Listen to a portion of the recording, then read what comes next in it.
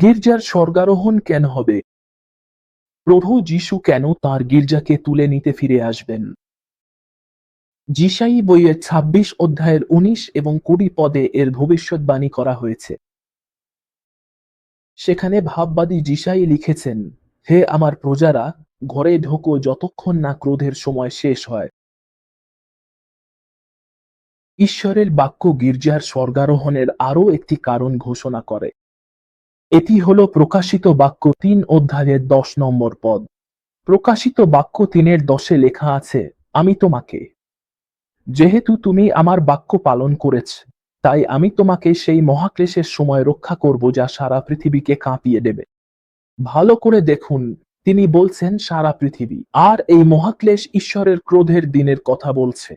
আমরা জানি যে ক্রোধের দিন বলতে ৩.৫ বছরের সেই মহাক্লেশের সময়কালকে বোঝায়।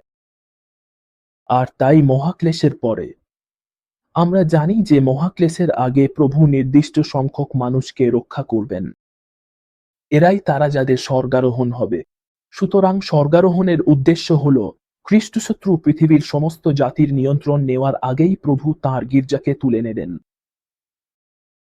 স্বর্গারোহণ সম্পর্কে আরও জানতে আমার গতকালের ভিডিওটি দেখুন, যা এই ভিডিওর ডেসক্রিপশনে দেওয়া থাকবে। ঈশ্বর আপনাদের মঙ্গল করুন।